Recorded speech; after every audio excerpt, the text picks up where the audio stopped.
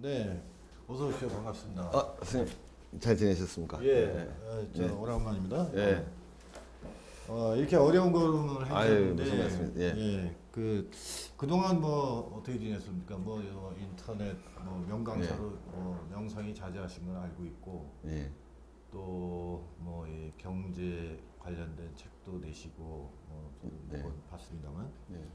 뭐 어떤 일을 요새? 제가 이제 기본적으로 제 직업이 강사니까요. 예. 제가 이제 전 수능 학생들 가르치는 강사니까 네. 수능 강의하고 그리고 또 기본적으로 일이 크게 두 개인 것 같아요. 하나는 인문학 쪽으로 성인 인문학 그러니까 제가 명함이 강사인데 하나는 성인 인문학 강의하고 하나는 수능 강의하고 근데 그 두 개 자료 준비하고 강의하고 그러고 살고 있습니다. 얼마 전에는 뭐 오마이뉴스에서 네. 세계 복지국가의 비밀 뭐 이런 네. 주제로 프로그램을 만드셨다고 했는데 네. 그런데 뭐 어떤 내용입니까 그게?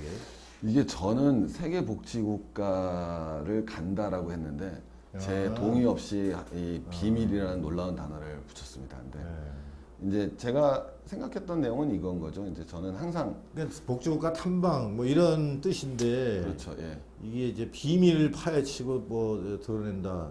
아주 이게 뭐 보통 얘기하는 뭐 제목을 섹시하게 붙여가지고 그렇죠. 이 선정적으로 해서 이제 네. 만인의 관심을 끌기 위해서 제가 아까도 말씀드렸지만 제의 인문학은 항상 그 인문학의 영역에 자본이 들어오는 거를 저는 꼭 나쁘다고만 생각을 안 하거든요. 그게 저는 거꾸로 왜냐하면 우리 해리포터 조안 롤링 같은 거 있지 않습니까? 근데 그 사람의 소설이 쉽게 얘기해서 헐리우드 자본을 만나지 않았으면 우리한테 이렇게 그 파급력을 가지고 사실 얼마나 좋은 계기가 될 수도 있거든요. 자본과 결합한다는 게. 그래서 인문학에 있어서 제가 이건 꼭 말씀드리려고 하는 거는 인문학을 하시는 분들이 자본의 영역에 들어오는 거를 무조건 회피하는 거는 시 대세에도 맞지 않거든요. 근데 어쨌든 그거 떠나서 여기서 제가 말씀드리고 싶었던 거는 비밀이라고 말을 하면은 어쨌든 우리가 화두가 복지국가고 모든 나라가 우리가 복지국가로 가려고 하고 앞으로 그게 목표일 텐데 그 진짜 복지국가가 뭐냐라는 거죠. 그러니까 이제 기본적으로 제가 말씀드리고 있는 복지국가의 비밀이라는 거는 요 뒤에서 제가 원래 요 대담 그러니까 그냥 쭉 갈게요, 선생님. 뭐 그냥 편하게 할게요, 편하게. 예, 그냥 말씀. 하세요. 뭐냐면 이제 제가 6개 국가를 본 거거든요. 6개 국가라는 게 이제 스페인, 이태리, 그 다음에는 일본, 미국, 그 다음에는 스웨덴, 캐나다 이렇게 봤는데 이제 그 6개의 나라를 통해서 이제 봤던 거는 저는 제가 이렇게 이름을 붙여봤어요. 스페인하고 이태리는 유형을 예, 그렇죠. 에스핑 앤더슨을 의식하고 이거를 작업하시는 거예요 지금? 전 그 사람이 누군지 몰랐었어요. 아, 공부를 안 하니까 요새. 네, 복지국가 유형론으로 제일 유명한. 어떻게 나눴어요, 그 친구는? 그러니까 이제 뭐 그 북유럽은 사회민주주의형 네, 복지국가, 네, 네. 그 다음에 이제 독일, 프랑스 대륙형은 뭐 비스마르크 에소테리를 하는 걸로 봐가지고 조합주의 복지국가. 예. 그 다음에는 이제 뭐 미국 미국하고 영국 80년대 이후 영국 이런 나라들은 이제 자유주의형 복지국가 시장을 통해서 복지 문제를 해결 주로 한다 이래서 그러고 북유럽 경우는 이제 주로 이제 조세를 통해서 이 보편주의 원리를 뭐 삼아서 이제 모든 이들에게 복지를 제공한다 이런. 그래서 그거를 이제 그 사람이 스스로 사회민주주의적 복지국가라고 자유주의적 복지국가의 반대죠. 그 중간 형태가 이제 보험 중심의 사회보험 중심의 복지국가. 그래서 이제 그런 것들을 이제 그 독일을 이제 대표로 보고 프랑스도 거기에 속하고 오스트리아도 이제 그쪽에 속한다고 보고 그래서 우리가 이제 이렇게 세미나를 쭉 이제 해오면서 한국에서 이제 보편주의 복지국가와 보편주의 그다음에 뭐 선별주의 뭐 그다음에 뭐죠 조세 기반 그다음에 뭐 보험 중심 뭐 이런 것들 가지고 그 논란 많이 하고 그러는데 신광현 교수 같은 경우는 의미 없는 그 대립 가격을 네. 세워놓고 네. 한다 뭐 그럴 얘기도 수 있어요. 있죠. 네. 이제 저는 이제 그 얘기는 나중으로. 네, 저는 이제 뭐 학자가 아니라 지금 느끼면서 이제 사실 저는 이제 어떻게 보면 학계에서는 떠난 지가 오래됐는데 확실히 다르구나라는 생각하는 게 저는 되게 쉽게 생각을 했고 쉽게 표현을 했거든요. 그러니까 뭐냐면 스페인이나 이탈리아는 그 복지 비용에서 연금이 차지하는 비중이 커요. 그래서 연금 복지 국가다. 아, 일본과 미국은 의료비가 차지하는 비중이 커요. 그래서 의료 복지 국가다. 그러면은 예. 그게 이제 연금 복지하고 노인 복지하고 좀 다르지 않아요? 아니요. 그러니까 연금 노인 복지에는 연금만 있는 게 아니라 노인들에게 뭐 일자리를 네, 제공하는 거, 네. 그다음에 이제 건강 그렇죠, 예. 보험을 예. 이제 뭐 한 달 우리나라 같은 경우도 뭐 전철을 예. 무료로 타게 예. 하고 예. 공원도 이제 무료로 들어가고 이런 것들이 다 포함이 되고 뭐 아시겠지만 빈곤율이라든지 자살률이 우리나라 엄청 높고 높죠. 예. 그런데 연금만으로 이게 사실 뭐 노인복지라고 할 수는 없죠. 예. 그런 의미에서 그거 고려해서 연금복지. 예, 그러니까 제가 말씀드렸던 거는 이제 다시 들어가면은 다르긴 하지만 저는 기본적으로 연금복지나 의료복지를 또 만약에 더 합친다면 노인복지국가라는 말을 쓰고 싶거든요. 실제로 연금이 뭐 어떤 형태로든 뭐 우리 연금이라는 게 뭐 다른 연금, 실업연금 뭐 있겠지만 기본적으로 다 국민연금이거든요. 나이 드신 분이 타가는 게 맞고요. 의료비 지출액도 비교도 안 되게 그 노인들이 많이. 그렇죠. 미국 네. 같은 경우는 일본이 아주 심하죠. 일본.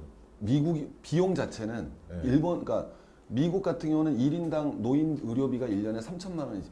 노인의 의료와 연금을 합치면 3천만 원 이상 지급돼요. 미국 1인당 노인이. 그러니까 그 비용이라는 게 엄청난 거죠. 그러니까 조지 부시가 그 뉴 메디케어 D를 때리거든요. 그러니까 메디케어 D라는 게 원래 미국 애들이 65세가 넘어가면 의료비가 공짜잖아요. 걔네들도.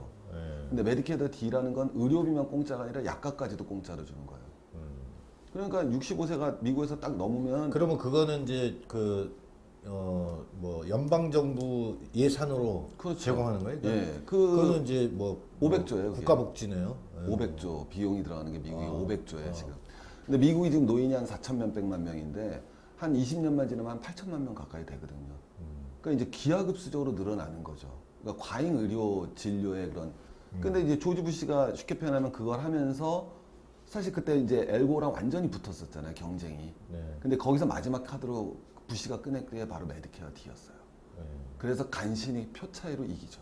그래서 메디케어 D가 선거에 승리하는데 결정적 공헌을 네. 세우고. 노인들 표를 이제 그렇죠. 잡은 거죠. 네. 네. 그러니까 제가 지금 말씀드리고 싶은 거는 어떻게 딱 표현하면 스웨덴이나 캐나다 같은 경우는 청년 복지 국가다 이거죠. 이게 진짜 복지 국가라고 생각을 하는 거예요. 스웨덴하고 어디? 캐나다 같은 경우는 청년 캐나다. 복지 국가다. 근데 반면에 아까 왜 청년복지국가요? 그 비용이 낮죠. 전체 복지 지출에서 연금이나 의료비가 지출하는 비용이 낮죠. 아, 그리고 어떻게 낮은 거냐면은 그러면은 어떤 점에서 청년복지라고 하는 거예요? 예를 들면 이제 아동이 있고 그다음에 가족이 있죠. 그리고 이제 대표적으로 이제 스웨덴 같은 경우 뭐가 있느냐면은 ALMP라고 그래서 액티브 레이버 마켓 그다음 뭐지? 프로그램이라고 그래서 쉽게 얘기하면은 일자리 아니 그러니까 좀 재밌는 게 스웨덴은 일하는 사람한테 재교육을 시켜주는 거죠. 계속. 일하는 사람들을 계속 교육을 시켜주는 거예요. 숙련성을 네, 높이는. 숙련성 높여주고 이런 비용들이 굉장히 많은 거죠. 그게 전체 복지 지출에서 한 4% 정도 나가거든요. 그러니까 작은 금액이 아니죠.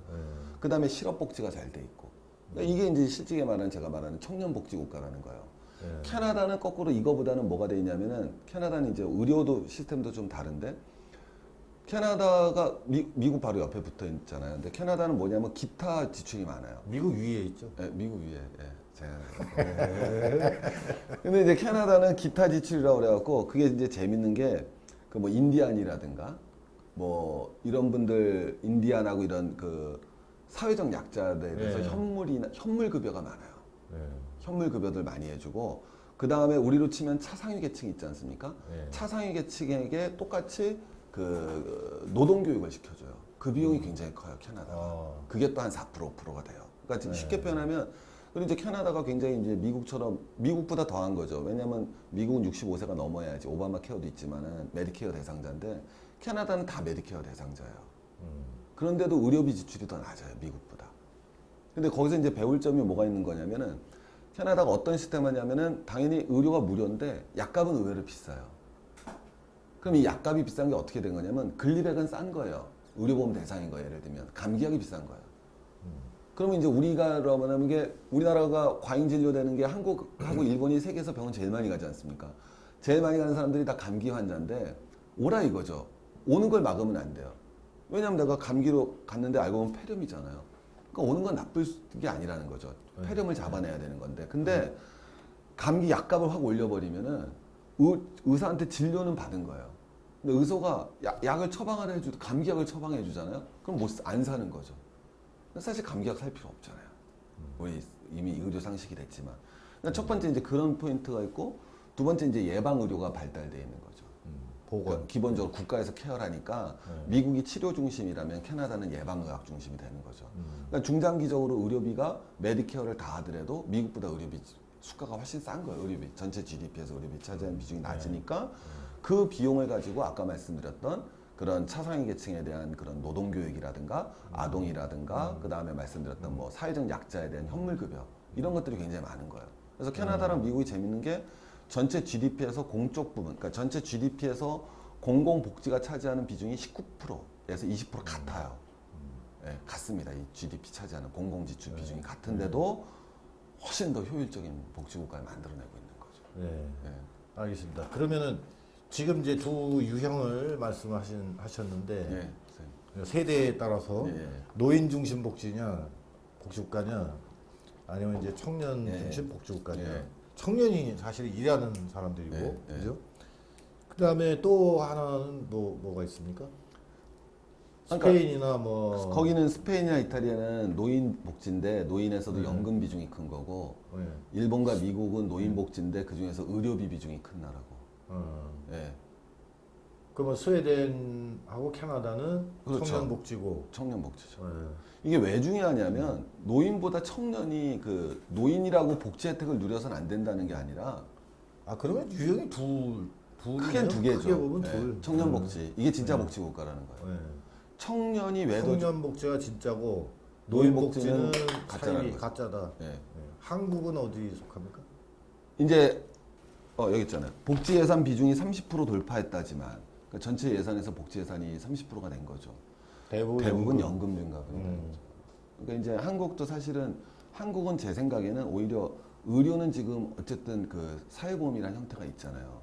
우리나라는 특히 그 의료 건강보험 제도가 이게 기본적으로 있기 때문에 물론 다른 나라에 비해서 그래서 우리가 GDP 대비 한 6%밖에 안 나오고 있거든요. 미국이 11% 나오고 있지만은 저 부담 저 혜택이라고 전문가들이 얘기를 하더라고요. 근데 그거는 보험료가 싸잖아요. 보험료가 싸고 그 대신에 의료 보장의 그 범위나 질이 상당히 작다. 이래서 그렇게 딱 특징을 짓더라고요. 근데 그게 뭐 그렇게 얘기하면 그래서 뭐 틀린 얘기는 저거 아니겠지만 건강보험 하나로 이 운동도 예. 상당히 호응을 받고 있고 예, 그래서 보험료 조금 올려가지고 예. 그리고 이제 반대로 얘기하면 이제 뭐 예. 세금을 올려서 복지 예. 재정을 확충하는 이런 길이 하나 있는데 예. 우리는 이제 그 대표적인 게 의료보험, 예. 건강보험이니까 아까 말씀드린 대로 많은 사람들이 그렇게 생각한단 말이죠. 그래서 보험료를 조금 더 네. 올려가지고 네. 10,000원쯤 올려가지고 네.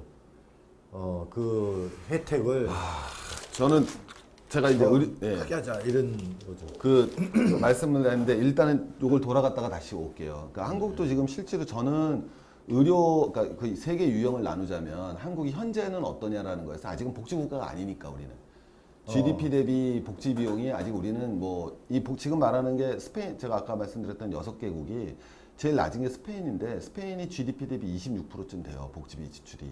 그리고 제일 큰 게 이제 스웨덴이 한 38% 되겠죠. 근데 우리는 아직까지 뭐 13, 14%니까 한국이 어떤 복지국가라고 얘기하기는 지금은 어렵죠, 한국은. 신광현 교수도 이제 비슷한 얘기를 했어요. 아, 그래요? 예. 지금 뭐 신광현 교수한테도 제가 이제 그랬는데 예. 그러면은 복지국가냐 아니냐를 논할 때 따질 때 예. 양적인 걸로 얼마나 복지 재정이 많이 지출되느냐 예. GDP 대비 예. 그거 가지고 그 얘기할 수 있느냐 그러면 19%면은 네. 복지국가 아니고 네. 20% 넘으면 네. 복지국가냐? 아 이제 제가 말씀드리는 게 우리가 모든 걸 따질 때 양질을 따지잖아요. 양과 질을 네. 어느 게 우선한다고 얘기하기 어렵지만 전 아까 지금 제가 말씀드린 건 두 가지 지표가 있어야 된다는 거죠. 기본적으로는 GDP 대비 복지 지출이 얼마냐가 이제 첫 번째 양적 지표인 거죠. 우리가 얘네가 잘 살아 못 사느냐를 따졌을 때 첫 번째 1인당 GDP가 나와야죠. 근데 1인당 GDP 한 점이라는 게 양적 지표밖에 다루지 못하기 때문에 그 다음에 뭐 예를 들면 우리가 뭐 삶의 질을 평가할 수 있는 행복 지수를 갖다 더함으로써 그 나라 국민이 얼마나 삶의 그 나라 국민의 삶을 평가한다 했을 때 제일 먼저 양적 지표인 1인당 GDP를 드러내잖아요. 그 다음에 두 번째는 이제 행복 지수 같은 걸 갖다 계량화시켜서 만들어내려고 그러죠. 질을 평가하기 위해서. 그럼 이제 우리가 똑같이 어떤 나라가 복지국가냐 아니냐고 했을 때 제일 먼저 사용할 수 있는 양적 지표는 쉽게 표현하면 GDP에서 복지비가 차지하는 지출이라는 거죠. 그건 양적 지표지만 하지만 1인당 GDP가 한계 같잖아요. 여러 한계점으로 해서 우리가 정확히 평가할 수 없다. 분배 상태가 어떤가? 그렇죠. 그래서 이제 제가 두 번째로 했던 게 그러면 그 복지 예산이 있다. 30%가 지출이 된다면 그게 어디에 지출되냐는 거죠. 아주 단적으로 얘기하면 노인한테 가느냐 청년한테 가냐죠. 그래서 저는 청년한테 가면 제가 말했을 때는 그렇군요. GDP 비율이 일정 비율을 넘었으면서 그 비율 안에 복지비 지출이 청년을 위해서 지출되는 비중이 일정이 넘어가면 그게 복지국가다 이거죠. 그런 의미에서 그런 합격점을 줄 수 있는 게 스웨덴과 캐나다다 이거. 스웨덴과 캐나다고 나머지 4개국은 양적으로는 복지국가이나 질적으로는 복지국가가 아니라는 거죠. 우리는 아직까지 양적으로도 질적으로도 복지국가가 아닌 형태고요. 아주 명쾌한 이론입니다. 이 박수로 한번 아유 무슨 말씀이세요? 쳐야 될 것 같습니다. 아주 그 새로운 하나의 이 관점이 딱 아주 선명하게 드러난 것 같습니다. 이게 저희 최진계 선생이 뭐 강의만 잘하는 줄 알았더니 말씀만으로 연구도 이제 많이 하고 이게 새로운 모델도 복지국가 모델도 만들어내시고 아주 아주 좋습니다. 예, 그러면은 이제 아까 뭡니까 스페인 얘기를 좀 조금만 더 자세히 좀 해주시죠. 그래서 도대체 그 나라에서 뭐 우리나라가 뭘 배울 것인가? 근데 이제 제가 말씀드린 건 뭐냐면 노인들한테 복지를 하지 말자는 게 아니라 이게 제가 드리는 포인트는 한국의 노인 빈곤율이라는 건 45%거든요. 이건 재앙이죠, 재앙. 뒤에 나오지만 스페인은 노인 빈곤율이 4% 이거밖에 안 돼요. 노인 천국이에요. 대단히 낮은 나라입니다. 스페인이 노인 빈곤율이. 노인이 자가주택 보유가 91%, 92%가 나와요. 노인이 다 집을 갖고 있어요. 그래서 스페인이 겉으로 봤을 때 노인 빈곤율이 10%가 나옵니다. 근데 왜 3%, 4%로 떨어지는 거냐면 소득으로 따지면 노인 빈곤율이 한 10%가 나와요. 스페인이. 근데 자기 집을 다 90% 갖고 있잖아요. 임대해 주는 거예요, 집을. 그래서 거기서 나오는 소득을 갖다 다시 포함시켜 버리게 되면은 4%대로 떨어지는 거예요, 스페인이. 그러니까 굉장히 노인 빈곤율이 낮은 나라예요. 근데 제가 말씀드린 건 뭐냐면은 노인복지국가가 왜 위험하냐면은 오래 갈 수가 없다라는 거죠, 당연히. 지금 노인은 65세부터 그렇죠. 근데 왜냐면 이게 쉽게 표현하면 청년복지가 되면 그들이 열심히 일하고 잘 되면 그 돈을 가지고 노인복지를 만들어 나가는 거는 복지의 선순환이 발생하는 거죠. 근데 노인들이 청년들 돈을 뺏어서 자기네들 것만 딱 하면 그 세대 노인복지로 끝나는 거죠. 그러니까 노인복지국가는 그 세대만 끝나는 거예요, 노인복지로. 선순환이 일어나지 않는다는 거죠. 하지만 청년복지국가가 이루어지면 저절로 그걸 바탕으로 노인복지국가가 일어나고 선순환이 발생할 수 있다는 거죠. 그러니까 노인복지가 나쁘다는 게 아니라 노인 중심의 복지국가로 갔을 지속 가능한 노인 복지를 그렇죠. 해야 된다. 그러니까 청년 복지국가가 알고 보면 진짜 노인 복지국가라는 거죠. 그 주장을 저는 꼭 오해하지 않아요. 그러면은 요새 뭐 이 연금제도 개혁하고 이러는 정부의 그 시도에 대해서는 비판적인 생각. 아니 저는 한국은 아직 연구를 안 해갖고 정확하게. 왜냐하면 이제 이 복지기금이 자꾸 주로 고갈돼 가고 노인 인구는 늘어나고 이러니까 이게 이제 뭐 연금 액수라든지 주는 기한을 줄이고 그 다음에 이제 이 청년들에게는 이 연금 보험료를 더 부담하게 만들고 지금 이제 이런 그래서 뭐 국회에서도 막 토론회하고 또 시위도 하고 이러지 않습니까? 그러면 지금 최 선생 얘기에 의하면 그거는 잘못 가는 거죠. 아니 뭐 꼭 그렇게는 모르겠고요. 아니 지금 논리적으로 보면 당연히 그렇잖아요. 아니 왜 갑자기 이렇게 당황하셨어요? 아니요 그런 게 아니라 아니 그건 아니, 이제 최진규 선생도 이렇게 정치- 그 약한 모습을 그게- 보이시네요. 그래서 이제 다시 스페인으로 돌아가면 선생님 그게 아니라 그거는 논란의 소지가 많은 것 같아요. 그러면 그렇다고 해서 그냥 놔둘 수는 없잖아요. 그거를 우리가 이게 왜냐하면 너무 이제 뭐 공무원 연금부터 어떻게 할 것이냐. 네. 그럼 이제 사실은 공무원이 아닌 사람들은 화가 나죠. 그냥 한국 사회에서. 근데 공무원들 입장에서는 또 나름의 논리가 있을 거고. 그러니까 이거는 그거는 이제 쉽지 않은 문제라고 생각해요. 어디에 손을 들고 이거는 제가 이제 그거는 좀 쉽지 않은 것 같고 제가 말씀드릴 수 있는 건 외국은 이렇다라는 거죠. 외국은. 그러니까 우리 스페인으로 다시 돌아가면 스페인이 얼마나 노인들한테 좋은 거냐면은 조기 퇴직 제도라는 게 있어요. 아주 쉽게 표현하면. 그러면 이제 그러니까 스페인이 어느 거냐면은 노인들의 그 소득 대체율이라고 그래서 제가 은퇴하기 전에 100만 원을 벌었으면 은퇴하고 나서 얼마 버냐는 거죠. 네. 스페인이 소득 대체율이 76%가 나와요. 세계에서 제일 높은 나라가 덴마크입니다. 걔네가 78%가 나오거든요. 스페인이 76%는 100만 원을 벌다가 은퇴를 하더라도 76만 원을 가져올 수 있다라는 거예요. 우리나라는 어느 정도 되죠? 우리나라 40%쯤 되죠. 소득 대체율이라는 네. 게. 우리 한참 멀었죠. 그러니까 한참 멀었어요. 그러니까 소득 대체율이 높아져야 되는데 좀 문제가 가는데 이게 이제 그러니까 높은 게 나쁘냐는 건 아니죠. 근데 이제 소득 대체율이 76%가 되는 거예요. 근데 그래서 어떤 제도까지 있냐면은 조기 퇴직 제도라고 그래갖고는 내가 65세인데 64세에 은퇴할 수 있어요. 그럼 내가 100만 원인데 원래는 80만 원 나와요. 스페인이 공식적으로는. 네. 그러니까 대체율이란 건 이제 전부 네. 평균한 거고. 그럼 내가 100만 원 받다가 은퇴하면 80만 원이 나와야 되지 않습니까? 네. 근데 64세 은퇴하니까 1년 일찍 은퇴하는 거죠. 네. 그럼 뭐가 되느냐면은 7만 원을 깎고 73만 원을 줘요. 7만 원. 그러니까 64세 은퇴하면 네. 65세 은퇴하면 80만 원을 받을 거 아닙니까? 네. 근데 64세 은퇴하면 7%가 깎여져 갖고 대략 73만 원을 받는 거예요. 네. 예를 들면. 네. 그리고 63세 은퇴하면 또 7%인데 7만 원을 깎아 7만 원이라고 그러면 이제 73만 66만 원을 받는 거예요. 이렇게 내려가는 거거든요. 그러니까 사람들이 60살만 되면 은퇴하는 거예요. 거기다가 3D 업종은 100%를 줘요. 원래 받으려고 그랬던 거예요. 그러니까 3D 업종은 60이 넘으면 더 일할 필요가 없어요. 천국이네, 천국. 노인 천국이라니까요. 두 번째는 또 뭐가 있느냐면 내가 이제 딱 됐는데 60세라도 청년을 내 일을 갖다 시켜주고 넘어가잖아요. 그럼 그건 또 100%가 나와요. 이 일자리를 넘겨줬다 그래서. 그러니까 이게 제일 재밌는 게 이걸 어떻게 그럼 이 노인 천국이 좋은 거냐. 그래서 스페인은 제가 말씀드렸지만 노인의 자가소득 비중이 90%가 넘고 노인 빈곤율이 실질적으로 3, 4%밖에 안 나오고 제가 늘 스페인 시작할 때 그 아마도르라는 영화에서 출발하는데 아마도르라는 영화가 그 노인네가 있어요. 근데 노인네가 딸이 하나 있는데 딸이 부탁하는 거예요. 아버지 간호해달라고. 그래서 친구가 간호해 주는데 걔가 받는 돈이 500유로 70만 원 받습니다. 간호하다가 할아버지가 죽어요. 근데 안 죽은 처럼 하는 거예요. 왜 죽으면 내가 70만 원 못 받으니까. 그래서 막 꽃 사다가 막 묻고 그런 거예요. 그러다 딸한테 걸려요. 근데 딸이 어떻게 하느냐? 잘했다고 칭찬해 주는 거예요. 왜? 살아 있어야지 연금이 나오니까. 그래서 둘이 힘 모아 안 죽은 척처럼 해요. 예, 그러면 그 얘기는 거꾸로 뭐냐면 노인 한 명이 받는 연금으로 젊은 애들 둘이 살 수 있는 나라라는 뜻이죠. 그렇죠. 그게 그 나라인 거예요. 근데 이게 왜 문제냐? 그러니까 이제 이 500만 원 정도 예. 월급을 받던 사람이 예. 정년 퇴직을 하면 그러면은 얼마예요? 400만 원 나오는 400만 원이 나오니까 예. 그 400만 원으로 두 사람 살고. 그럼요. 왜냐하면 소득 대체율이라는 게 은퇴 직전의 소득이니까 얼마나 많겠습니까 이게. 그러면 스페인이 우리보다 저기 그 1인당 조금 높습니다. GDP가 조금 높아요. 높습니다. 조금 높습니다. 그러면은 뭐 대충 4,500만 원 정도 되겠네요. 그렇죠.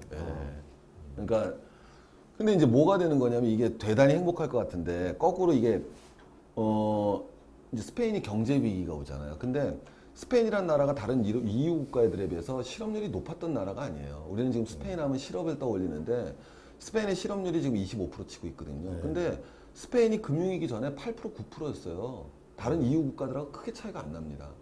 근데 금융위기가 딱 터지니까 스페인만 실업률이 확 치고 올라가는 거거든요. 다른 나라도 올라가지. 왜 그랬죠? 이게 딱 간단한 거죠. 왜냐하면 스페인의 경기가 뭐로 버텼냐는 거예요. 관광. 관광, 네. 그 다음에 건축이죠. 아.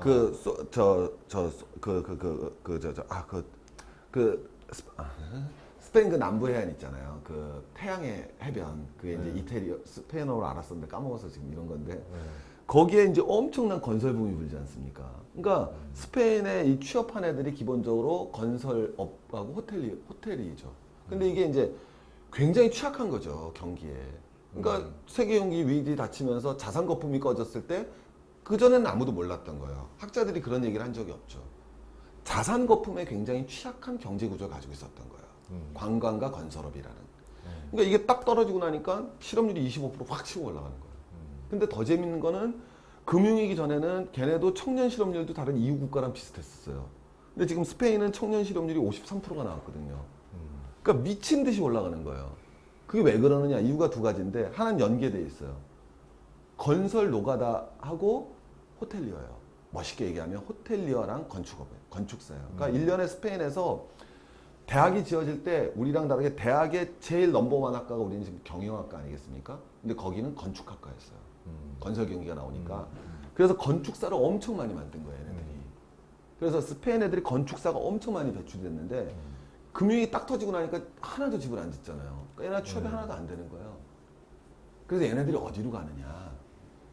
일자리를 찾아서 네, 일자리를 찾아서 첫 일자리 번째 있는 대로 가요. 언어가 통하는 남미로 가는 거예요. 아, 근데 남미는 스페인보다 한참 소득이 낮잖아요. 그러니까 옛날에 우리 엄마 찾아 산말리 보면 이태리 의사의 아들이 엄마가 파출부로 아르헨티나 가 있어서 그거 찾아가는 게 엄마 찾아 산말리거든요. 그 엄마 찾아 산말리에 나오는 그 남자 주인공 그 아빠 직업이 의사예요. 이태리 의사 아들이에요. 근데 이태리 의사 엄마가 마누라가 아르헨티나 파출부로 가 있던 시절이거든요. 아니 근데 그 뭐 언어 문제 때문이라고 그러지만 독일이나 스웨덴 같은데 그래서 가면은 그게 되는 거예요. 뭐냐면 스페인 애들 중에서 영어 능력이나 이게 뛰어난 그 쉽게 표현하면 스페인 사람들이 영어 잘하던데. 아니죠. 일반인들은 더 못해요. 아 그래요? 스페인은 우리가 선생님 이제 바르셀로나 마드리드에 가서 젊고 그런 애들 만나서 그런 거지 좀만 교회로 나가면 아예 안 통합니다. 예스라는 말을 모릅니다. 예. 그 프랑스도 그렇잖아요. 예, 그래요. 그런 식이에요. 그래서 프랑스는 역에서 이 벽 파는 사람도 예. 그런 사람들이 영어를 다시 이제 못하더라고요. 돌아가면은 걔네들에서 이제 스페인에 이제 그게 어떻게 아직 그 통계는 아니지만은 스페인에 이제 영어도 잘하고 독일어도 잘하고 뛰어난 애들은 독일로 가는 거죠. 좀 떨어진 애들은 남미로 가는 거고. 아, 그래서 제가 그때 한번 말씀드렸지만 독일이 그래서 이태리하고 스페인에 젊고 유능하고 똑똑한 애들이 다 독일로 들어오는 거예요. 영국도 온다 그랬잖아요. 영국이나 독일, 영국 애들도 간다니까요, 네. 독일로. 영국 애들도 가요, 독일로. 그래서 독일이 한마디로 얘기해서 유럽의 똑똑한 젊은이들이 다 모이는 곳이에요. 거기다 또 독일은 대학이 무료잖아요. 네. 더 잘 아시겠지만 선생님. 그러니까 거꾸로 그놈들이 나와서 졸업하고 그 나라로 안 돌아간다는 거죠. 저도 공짜로 네. 공부하고 왔잖아요. 네. 근데 선생님 네. 돌아오셨잖아요. 네. 왜? 한국에 돌아오더라도 일자리가 있으시니까 돌아오신 거라고요. 네. 사실은. 네. 맞지 않습니까? 왜? 고국이 좋고. 네, 근데 걔는 못 돌아가는 일자리 거예요. 없어도 돌아왔을 거예요, 저는. 결혼을 못 하시니까. 그러니까 이제 제가 말하는 거는 결국 이게 독일은 더 잘 되는 게 유럽의 똑똑한 젊은이들이 독일에 와서 일을 해주는 거예요. 인재 유입이네. 네. 그러면 이제 걔네들이 뭐 돈 벌어서 세금 내는 걸로 지역에서 네, 인재가 네. 다 수도권으로 몰려서 인재 유출 맞습니다. 문제를 많이 얘기를 하는데 네. 그런 현상이 국제적으로 그렇죠. 그냥 발생한다는 거죠. 네. 그래서 이제 그 두 번째 이제 다시 원래 들어오면은 청년 실업률이 확 늘어나는 게 바로 건축하고 호텔리어 애들이 문과는 호텔리어 한 거고 이과는 건축사 한 애들이 다 잘리는 거죠. 근데 이 스페인이 얼마나 재밌냐면 금융위기 터지고 나서 일자리에서 정규직 비율이 확 높아져요. 전체 일자리에서 정규직이 차지하는 비율이 확 높아집니다. 비정규직 왜 비율이 확 그렇죠? 낮아져요. 그럼 되게 좋아 보이잖아요. 아니 이상이 역방향으로 뭐가 아니요. 가네? 비정규직이 다 잘리는 거죠. 정규직이 못 자르니까. 아, 그래서 그래서 비율이 네. 비율이 다르다. 그래서 전체 비율에서 정규직 비율이 확 실업률은 엄청 높아지고 그렇죠. 그 비율은 정규직 비율은 높아지고 그렇죠. 그런데 그 비정규직이 누구냐 바로 그게 바로 복지국가 젊은 비밀이네. 애들이라는 거죠. 스페인 복지국가 네, 비밀이네요. 그게 젊은 네. 애들이에요. 그러니까 젊은 호텔이어 건축을 꿈꿔왔던 애들이 건설업과 호텔업에서 종사하고자 했던 젊은 청춘 비정규직애들이 다 잘린 거예요. 예. 그리고 버티고 있는 건 남는 돈으로 노인 복지하고 있는 거예요. 그러니까 스페인은 끝난 거예요, 나라가 이제. 네.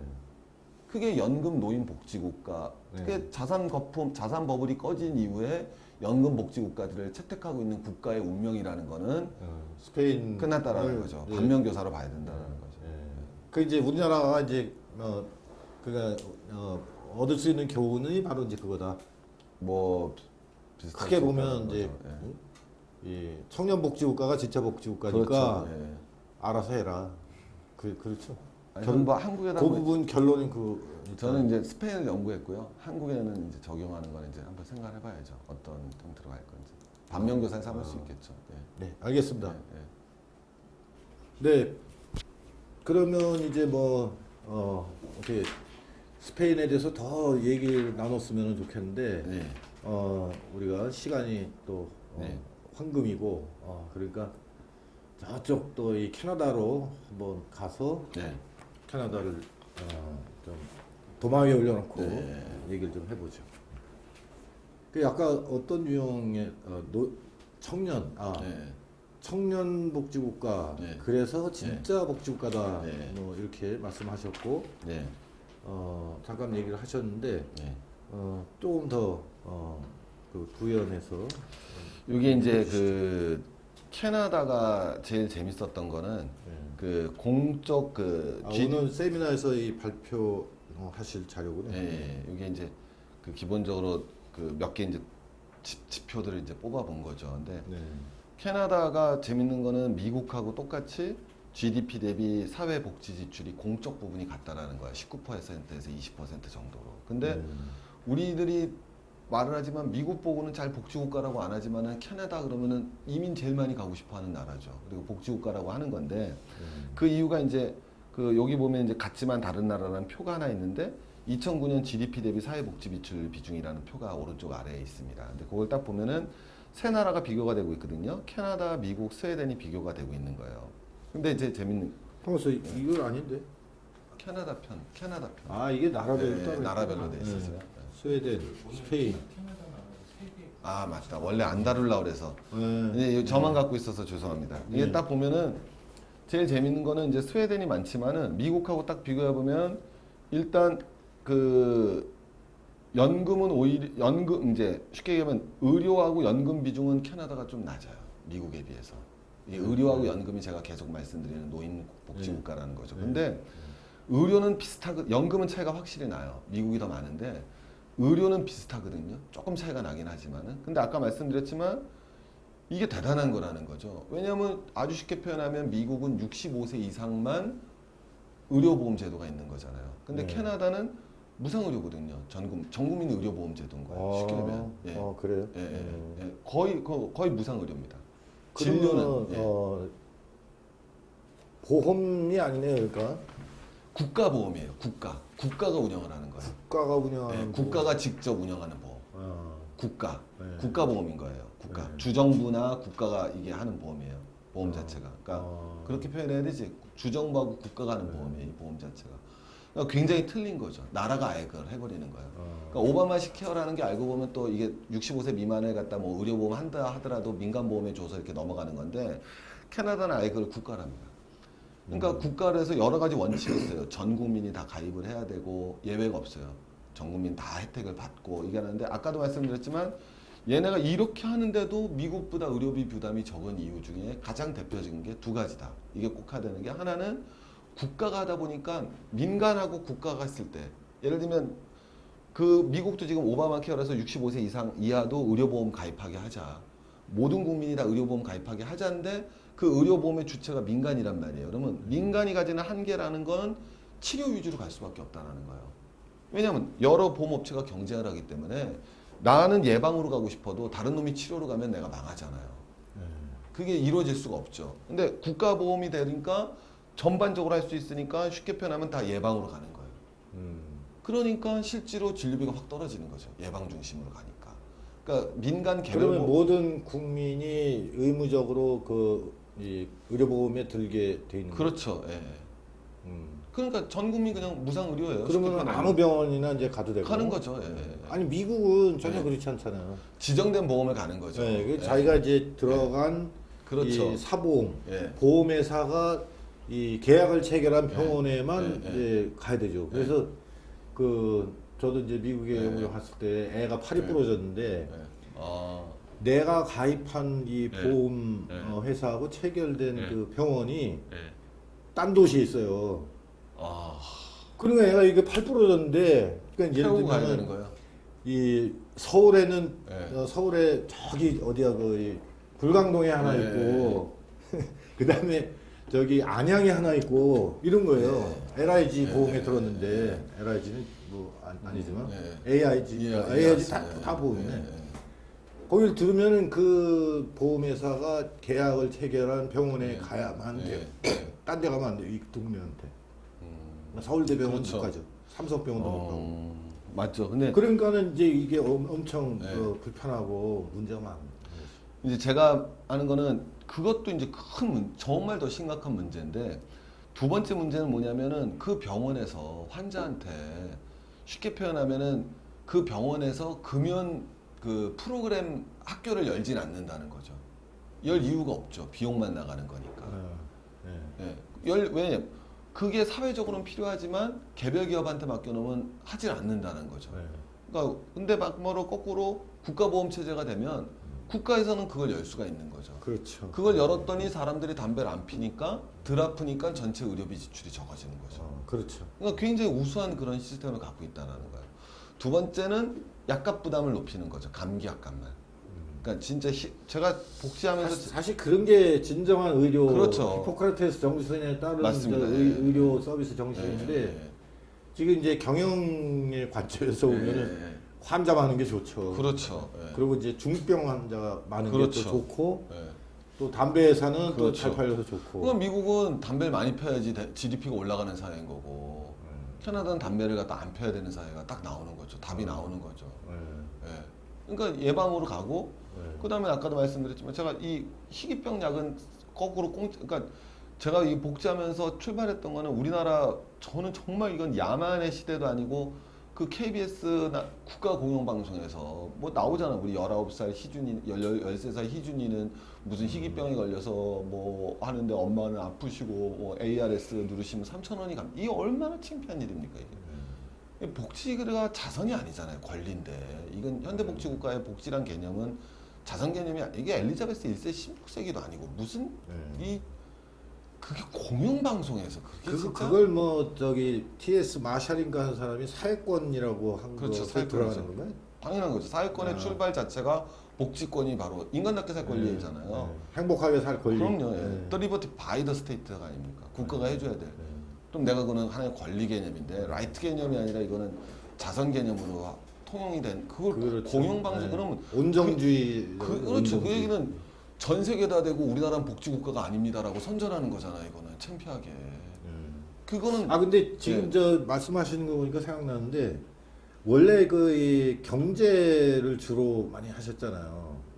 아니, 뭐 그렇지. 그런데 언제부터 어떻게 하다가 이 복지 쪽에 관심을 갖고 이렇게 작업하시고 강의도 하고 이렇게 되고. 저는 이제 제가 이제 뭐 학자나 이런 사람이 아니다 보니까 시류에 이제 편승하는 일을. 시류에? 예, 왜냐하면 이제 최근 이제 이번에 이 정부가 2010년 예, 무렵부터 복지 복지가 논쟁이 이제 벌어지고 화두가 있다. 됐으니까요. 그래서 이제 아.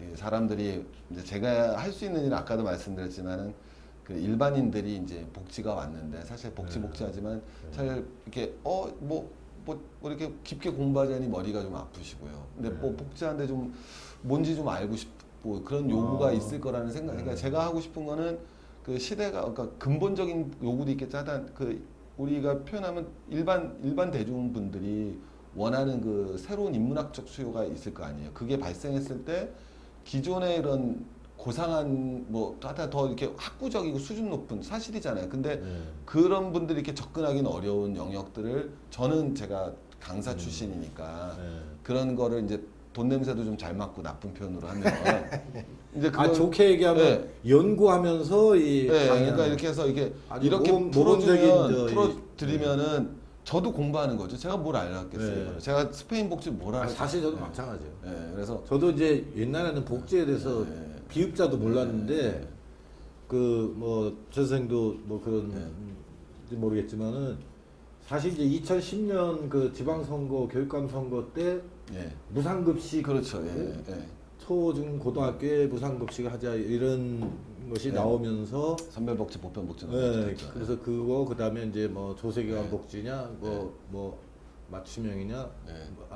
이게 이제 맞춤형은 이름 아주 네. 멋있게 붙인 건데 이제 그런 식으로 네. 그래가지고 사실 그 당시에 보면 뭐 전 국민이 이제 뭐 복지에 대해서, 무상급식 네. 왜 이 네. 저이 뭐 이건희 아들한테 아니 이재용이 아들한테도 이재용이 아들이 있습니까? 있죠, 있습니다. 영훈중학교. 왜 그런 사람들한테도 네. 저희 그 공짜로 밥을 주냐 뭐 이런 식으로 동창회들도 또 막 그렇죠. 하고 예. 그랬죠. 근데 그 무렵부터 이제 네, 그래서 이제 해서 나왔는데 이제 근데 이제 갈증이 많죠. 그러면 뭐 아주 쉽게 얘기하면 우리가 복지 모델이 스웨덴이라는데 사실 스웨덴 복지 그러면 복지 국가하고 더 이상 한마디 말을 할 수가 없잖아요. 네, 근데 어떻게 스웨덴이는 복지 국가가 됐는지를 대중들이 사실 알고 싶어 할 텐데 서점 가면은 뭐 스웨덴 복지 국가 연구 논문을 읽을 수 있는 일은 아니고 대중분들이 그러면은 그게 안 웬만 다 궁금하시잖아요. 세계 그건 복지 저희가 작업을 해왔어요. 네, 그래서 이제 해왔으니까 알겠습니다. 저는 이제 이 좀 더- 북유럽 뭐 복지국가 핀란드, 네. 핀란드가 어떻게 복지국가 됐나 그 어, 역사적인 이 감과 네. 뭐 이런 거에 대해서도 세미나도 하고 네. 해서 또 책으로도 나오고 그랬는데 이번에 이제 2편에 이제 우리가 네. 이 작업을 하는 건데 그래서 저희가 이제 이 스페인 네.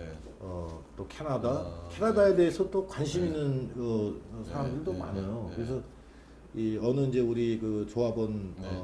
교수가 우리 캐나다는 왜 안 하냐 뭐 이런 얘기도 하고 그랬는데 네. 마침 오늘 캐나다에 대해서 또 이렇게 알게 되고 네. 그래서 아주 좋습니다. 근데 한국 얘기로 지금 네. 이제 넘어왔으니까 네. 이제 캐나다를 이제 좀 잠시 네. 접어두고 네. 네. 앞으로 계속 이제 우리가 주목을 하면서 네. 이제 뭘 우리가 배울 건가 이런 네. 이제 그 과제로 남겨놓기로 하고 이제 끝으로 한국에서 이제 이 논의되고 이런 것들을 이제 얘기하고 네. 그러면서 마무리를 좀 해야 되겠는데 아까 그 이제 이 논쟁의 그 촉점 이런 거는 이제 이미 알고 계신 것 같고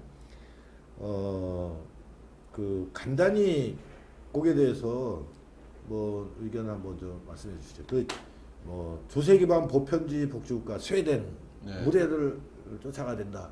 이런 주장이 이제 지금 이제 민주당이라든지 네. 안철수 캠프가 이제 합류하면서 그쪽도 이제 같은 입장을 가져갔고 근데 약간 요즘은 완화돼 가지고 네. 이 무조건 이제 이 완전한 네. 보편주의 복지국가 이거로부터는 좀 후퇴를 많이 한 것 같아요. 이 정강 정책을 보면은. 근데 그리고 이제 그 대척점으로 이제 반대쪽이 이제 네. 그 박근혜 정부의 그 맞춤형 복지로 네. 지금 이제 딱 구상을 해서 지금 이제 지하 경제, 양성화 이런 네. 정책들이 나오고 네. 그러는데 네. 짧게 거기에 대해서 이 논점에 대해서 그 다음에 네. 두 번째는 이제 네. 더 중요한 건데 사실은 복지 재정을 네. 어떻게 마련할 것인가 확대할 것인가 복지에는 어마어마한 돈이 들어가는데 네. 그 두 얘기 좀 해주세요. 그냥 제가 제 생각이니까 네네. 말씀드리는데 경제 전문가시니까 제가 또 아유 특별히 전문가에 제가 말씀드리는 게 이제 첫 번째 제가 보기엔 대한민국 너무 어인데 선별 복지를 예쁘게 얘기해서 맞춤 복지잖아요. 근데 박근혜 정부는 맞춤 복지고 이쪽은 보편 복지다라고 얘기하는데 저는 사실 그게 조금 좀 이렇게 좀 우습다는 생각을 가끔은 해요. 왜냐하면 보편 복지냐 선별 복지냐는 건 바이 건이거든요. 어떤 건에는 당연히 선별 복지를 해야 됩니다. 네. 공적 부조가 선별 복지예요. 그렇죠. 공적 부조가 선별 복지 아닙니까? 맞죠. 그거 빈곤층 당연하죠. 해주는 근데 거. 그게 그러면 어느 건 이거 이 정당은 선별 복지하니까 나쁘고 이 정당은 보편 복지하니까 좋다. 혹은 거꾸로라는 거는 너무 어이없는 논쟁인 거예요. 왜냐하면 우리가 보편복지를 할 거냐 선별복지를 할 거냐는 건 건이에요. 어린아이들 무상의료급식을 할 때 이걸 선별복지를 채택하는 게 올바르냐 보편복지라는 게 올바르냐 65세 이상 노인들을 전철을 타게 해줄 때 보편복지라는 게 올바르냐 선별복지는 올바르냐 이 논쟁이 붙어야 되는 거예요. 맞습니다. 그리고 공적 부조라는 것 자체는 선별복지고 의료보험은 보편복지예요. 의료보험 제도가 좋습니까? 공적 부조제가 좋습니까? 아니죠. 의료보험도 예. 가입한 사람한테만 아니, 근데 누구나 가입해야 되니까. 아니, 그런 측면에선 그거는 예. 이제 앞으로 사는 거 아는 건데 예, 그거는 이제 사회보험 이거 뭐 이해가 민간보험이나 갔습니다. 이런 데도 있고 미국 같은 나라 제 말씀은 보험도 있으니까 어쨌든 사회보험을 얘기하시는 거예요. 그러니까 그 의미가 없다라는 거죠. 그 논쟁 자체는. 예. 그러니까 뭐 보편이는 맞습니다. 아니고 예. 중요한 건 제가 말씀드린 게 일정한 복지 자원이. 그러니까 제가 우리나라에 대해서 걱정하는 건 어차피 우리나라가 고령화 속도가 제일 빠르기 때문에 우리나라도 곧 GDP 대비 복지 지출 비용이 30%가 넘을 거예요. 그래서 대한민국도 틀림없이 외형상으로는 복지국가가 됩니다. 안 될 수가 없습니다. 양적으로. 양적으로. 예. 근데 그거는 100%가 되게 돼 있어요. 그러면 이제 두 번째 제가 말씀드렸던 질적인 연금복지국가로 갈 거냐, 의료복지국가로 갈 거냐, 청년복지국가로 갈 거냐. 예. 저는 청년복지국가로 가야 된다라는 주장을 하는 거죠, 당연히. 예. 그래야 이제 이게 선순환이 된다. 예, 맞습니다. 예. 아 좋습니다. 그러면 그거를 포함해서 네. 어떻게 이제 그 뭐 선순환을 시킬 거냐? 예. 그건 뭐 정치에 달려 있는 겁니까? 아니면은 저 복지 재정을 어떻게 확보할 거냐? 이런 문제도 이제 마찬가지지만 우리나라 저희 그 뭐 청년들도 그렇고 이 그 일반 국민들도 그렇고 예. 첫째로는 이제 뭐 세금을 더 내고 싶어 하지 않고 더더구나 이제 뭐 그 청년들은 네. 이제 뭐 그 뭐 미취업 실업자라든지 네. 뭐 비정규직 이렇게 많고 그러니까 이 더더구나 또 이제 반대가 심하고 정부 정치에 대한 불신도 어마어마하게 심하고 제가 요새 이제 그런 분들이 몇 분 많이 계시더라고요. 장하준 씨도 그런 건데 그 전에 이제 뭐 더 많으신 분들이 있는데 이게 실제로 우리 고전 경제학이랑은 당연히 경제학이라고 안 했잖아요. 다 우리 정치 경제학. 제가 선생님한테도 정치 경제학을 배웠지 경제학을 배우지 않았지 않습니까? 근데 뭐냐면 같이 세미나 했죠. 그 제일 대표적으로 이태리 같은 경우 우리가 베를루스코니가 있잖아요. 근데 이게 이 개쓰레기가 이게 남의 나라 국가 원수니까 좀 강하게 얘기해도 되겠죠. 근데 그 베를루스코니가 우리는 그 보면 이태리 애들이 미쳤다. 근데 그게 아니라 베를루스코니가 집권하는 방법이 연금 늘려주겠다. 베를루스코니랑 똑같아요. 증세 없이 연금 복지하겠다. 이태리는요.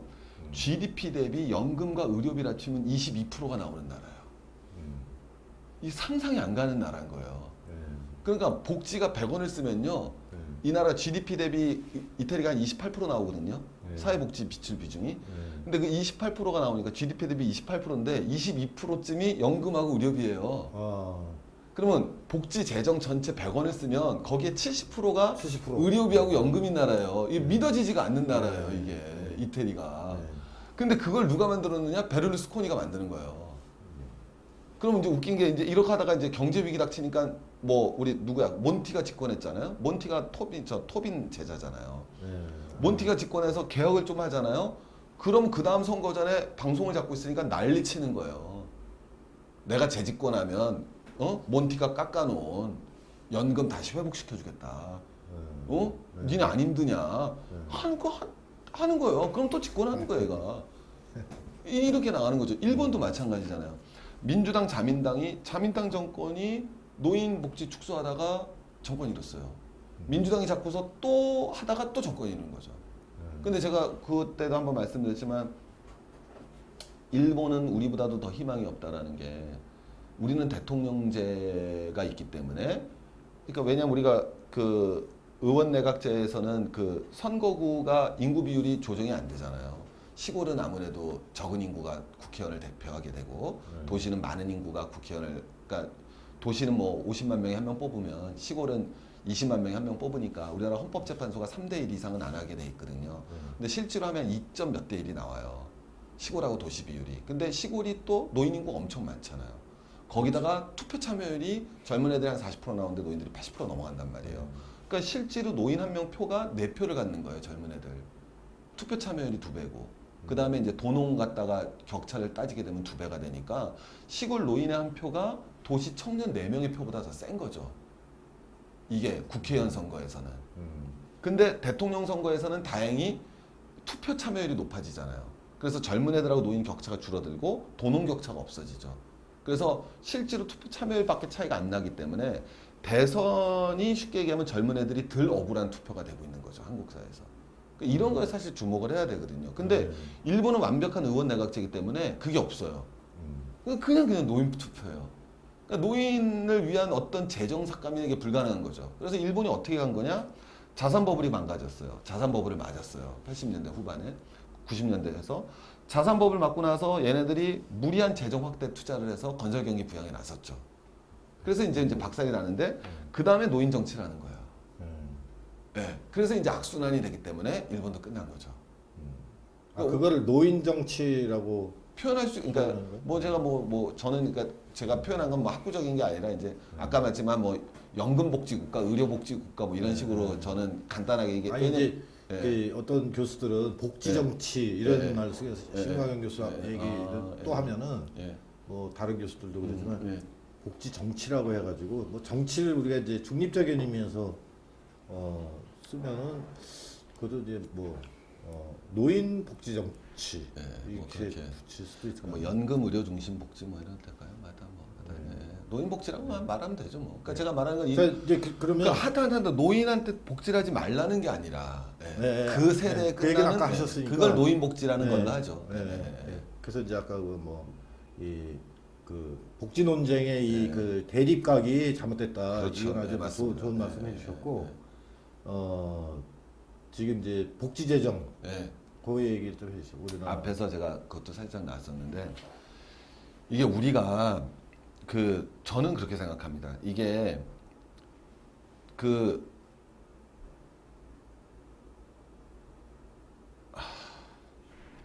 이번에 담배세 인생 논쟁이 있었지 않습니까?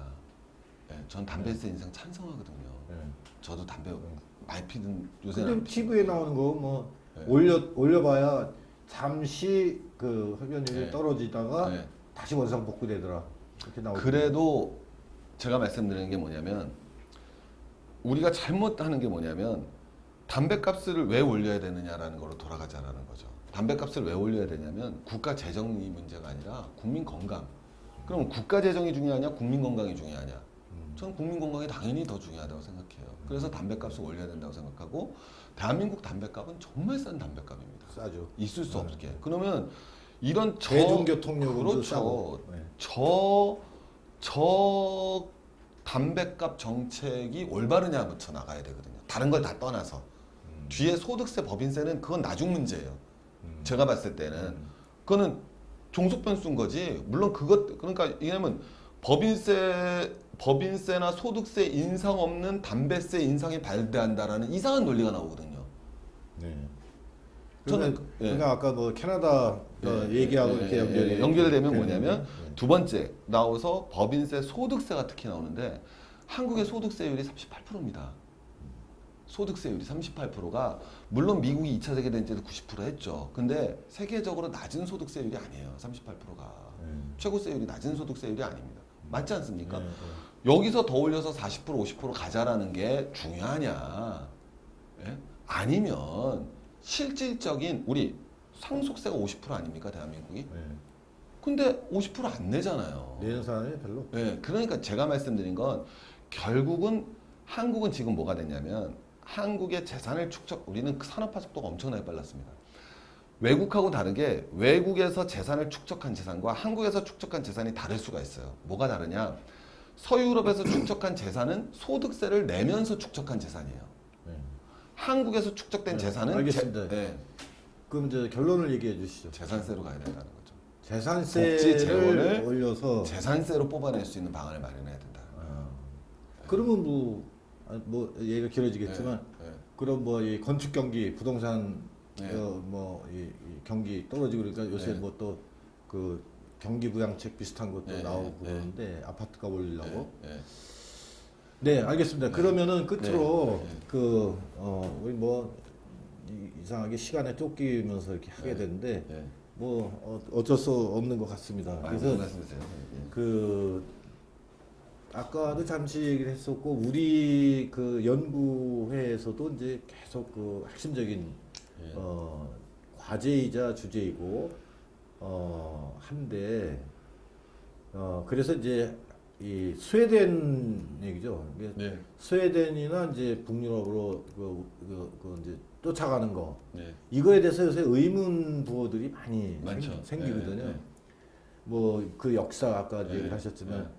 거기서 저 사회민주주의형 복지국가 네, 네. 시스템이 생기게 된 그 역사적인 경로를 보면은 이 이제 뭐 예를 들어 뭐 노조 조정이 네. 뭐 그다음에 네. 뭐 진보 정당하고 이 보수 정당의 합작 네.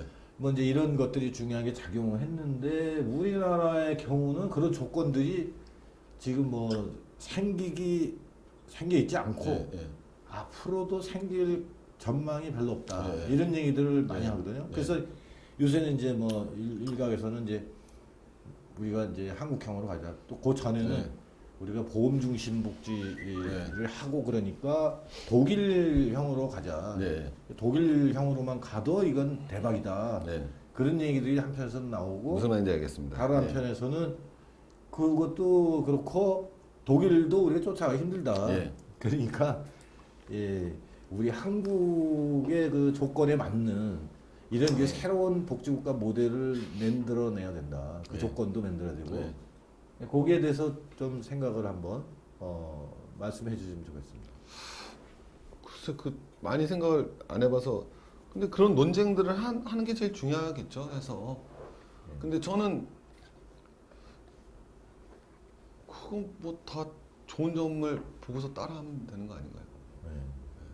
그러니까 예를 근데 들면 이제 네. 대표적인 게 이제 뭐 이제 뭐 사회민주주의형 복지국가를 추진하는데 네. 주도 세력이 누가 돼야 될 거냐. 예를 들면 그거 지금 우리 이제 우리나라 노동자들의 현실을 보면 네. 당면한 그 이 노동 현장에서의 여러 가지 과제들에 그냥 푹 빠져가지고 네. 멀티싸매기 이러고 뭐 한편에서는 또 이제 뭐 이 해고 네. 위험을 네. 피하기 네. 위해서 네. 뭐 열심히 경쟁적으로 일하고 또 이제 뭐 즐기기도 하고 네. 뭐 이런 식으로 이제 이 노동자들의 어떤 뭐 상태라든지 네. 뭐 의식이라든지 이런 것도 그런 저희가 이제 추구하는 뭐 북유럽형 사회민주주의 네. 이런 쪽하고는 좀 상당히 그럼요. 거리가 네. 많거든요. 그럼 저는 그 고민 배부른 지점을 소리 이렇게 뭐 생각하는 것 네. 같기도 하고 네. 그 고민 지점을 저는 충분히 우리 문제 아니다 이렇게 이해하고 생각하고 있습니다. 있습니다. 왜냐하면 실제로 한국에서 복지가 이제 우리는 뭐 증세다 싫어한다 그러는데 한국에서 지금 제일 복지를 갈망하는 건 거꾸로 중산층이죠. 서민층보다도 아 그렇습니까? 저는 다르게 보는데요. 그거를 설문조사하면 금방 나올 거예요.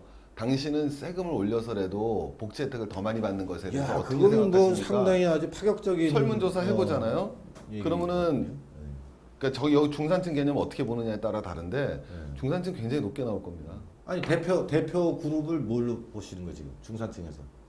뭐 월소득으로 가도 될 거고요. 예를 들어서. 아 소득으로? 그럼요. 왜냐면 저 말씀드린 게 그거는 저는 보험이라 우리가 복지국가라 그러잖아요. 네. 복지국가라는 거는 기본적으로 뭐가 복지냐면 당연히 복지 개념이 권리가 돼야 되는 건데 그거보다 더 근원적인 건 사회안전망이거든요. 네. 그러면 이 사회안전망이 누구한테 필요한 거냐면 자기가 떨어질지 모른다는 위기의식을 갖고 있는 사람들한테 가장 먹히는 거예요. 네. 제가 케이블 TV 틀면은 우리나라에 나오는 건 딱 세 가지라고 말씀을 드립니다. 무도사 아저씨랑 그 다음에 죽은 뒤에 3만 원만 내시면 죽은 뒤에 해결해 드려야랑 아무것도 묻고 따지지 않는 무도사랑 3만 원만 내면 경조사 해결해 주는 거랑 나머지는 묻고 따지지도 않는 이순재 씨 보험이에요. 네. 근데 이 세 가지의 공통점이 뭐냐면 계급적으로는 중산층이 몰락할 거라는 위기감이에요. 그러니까 지금 중산층이 제일 두려워하는 게 사회 안전망이 없다라는 거예요. 맞지 않습니까? 이 사람들이 복지국가에 대한 요구가 대단히 자, 우리가 스웨덴의 사회 민주주의가 한국에서 올바르냐 안 올바르냐 제가 이제 말을 나왔는데 스웨덴식 아니 근데 이제 지금 그걸 이제 소득을 가지고 얘기를 하면 네. 이게 실체가 안 보이잖아요. 네. 그러니까 어떤 그룹들이 그러니까 아주 쉽게 중산층에 표현하면 저는 속하냐. 생산직 노동자는 아닐 수 있다라는 거죠. 그럼 뭐 이 사무직 뭐 뭐 관리직 사무직이라든가 관리직이라든가 월급쟁이 전문직이라든가 이 사람들이 그런 이제 사람들이 대표 선수다. 그렇죠. 네. 그래서 3인당하고 다르고 이게 우리가 독일식 복지나 스웨덴식 복지 뭐 말은 뭐 어떻게 하든지 저는 그냥 아주 쉽게 얘기해요. 독일식 복지는 비스마르크가 한 거예요. 그리고 스웨덴식 복지는 3인당이 한 겁니다. 딱 끝이에요 이게. 정체성이라는 게. 그러면 한국에 비스마르크가 나올 수 있느냐, 한국에 3인당이 나올 수 있느냐만 딱 따지면 되거든요. 한국에 3인당은 나올 수가 없어요. 왜? 선거구제가 소선거구에서 불가능합니다. 독일, 스웨덴이 왜 3인당이 복지를 이끌어 나갔느냐? 그건 그 캐나다가 더 대표적이겠네요. 캐나다에서 나갈 수 있었던 이유는 캐나다는 3인당이 집권을 한 적이 없어요. 거긴 자유당하고 보수당이 둘이 싸우는 거예요. 근데 3인당이 계속 캐스팅 보드를 갖고 있어요. 45% 나면 10% 나오는 거죠. 이게. 캐스팅 보드를 갖고 있으니까 자유당한테 복지를 요구하고 받아내고 가면서 가는 게 캐나다식이에요. 이게 나왔다는 거죠. 똑같잖아요. 스웨덴도 얘네들. 근데 그게 되기 위해서는 전형적인 의원 내각제 중대선거구제를 가져서 소수당이 진출할 수 있는 여건이 나와야지 그게 반영이 돼서 정치 세력화가 되는 그게 거지. 내각제로 가야 된다. 아니죠. 내각제는 아까도 말씀드렸지만 대단히 위험할 수 있다는 거예요. 거꾸로. 일본이 그렇잖아요. 그러니까 기본적으로 중대선거구제 개혁이 돼야 돼요. 우리가 3인당이라는 게 그건 모든 정치 경제학이지 경제학이 어디 있습니까? 흥분하는 게 아니라 없어요. 그래서 저는 기본적으로 그러니까 우리는 그런 여건이 기본적으로 정치적으로도 없고 현재 노동계급도 그렇지가 못하기 때문에 스웨덴식 사회민주주의는 저는 나올 수가 없다고 당연히 생각을 합니다. 다만 스웨덴식 우리가 그렇다고 해서 스웨덴식 사민주의를 공부하지 말자라는 거는 대단히 어리석고 제가 거기서 말씀드린 게 스웨덴의 제일 대표적인 ALMP 정책. 쉽게 얘기하면은 복지에 GDP의 4%씩 쓰면서 노동자 재교육 시스템이 들어가는 거. 그걸 하자라는 거죠. 이거는 뭐 우리가 뭘 하고 그런 게 아니라 어떤 사람들이라도 봐라. 우리 사회적 합의를 이끌어낼 수가 있잖아요. 우리 중산층 지금 어렵죠. 언제 위기에 떨어질지 모르는 상황이다. 두렵지 않습니까? 이걸 왜 개인적으로 해결합니까? 우리가 국가적으로 돈을 모아서 그런 거에 대비해서 서로 우리 젊은 친구들을 중심으로 재교육 시스템을 만듭시다. 이건 할 수 있는 거잖아요. 근데 이제 실업 문제 해결하는 게 더 중요한 거 아닌가요? 그거보다? 이제 하나 첫 번째 스텝 두 번째 청년 실업 문제를 먼저 해결하고 그런 일자리가 거죠. 있는 사람들을 교육을 시키고 아니 해야지. 근데 이제 뭐냐면 이게 우리가 생산적 복지라는 개념을 쓰잖아요. 당연히 실업 문제 해결하는 게 중요한 건데 실업자들한테 돈을 주는 것과 실업 위기에 빠질 수 있는 사람에게 재교육을 시킨다라는 것과 이게 더 급급한 건 사실이지만 이건 소비성이잖아요. 어떤 의미에서 이거는 생산성으로 갈 수 있으니까 청년 복지는 생산 복지라는 거거든요. 그래서 그게 어렵고 후차적인 일이지만 해내야 된다라는 거예요.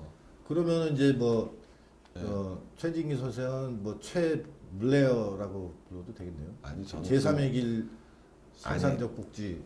아니 그게 아니라 저는 그게 아니라 그게 기든스가 한 거 아닙니까? 제3의 길이 생산적 복지라는 게 기든스 머리에서 나왔는데 생산적 복지 자체가 뭐가 문제인가요? 사실은 굉장히 훌륭한 시스템 김대중 아닌가요? 씨가 도입을 하려다가 못했죠. 안 했는지. 성장과 복지의 조화인데 그게 양립 불가능하다라고 얘기를 아니 케인즈가 처음 나와서 시장과 계획의 조화했을 때 다 비웃었잖아요. 알겠습니다. 그러면 최진기 선생은 앞으로 그러지 마시고 최든스라고 불러야 되겠네요. 그러지 마시고 기든스의 제3의 길 생산적 복지 얘기를 하셔가지고 오늘 이 정체를 이 만천하에 드러내셨습니다. 이상 감사합니다. 감사합니다. 감사합니다, 선생님. 예. 고맙습니다, 선생님.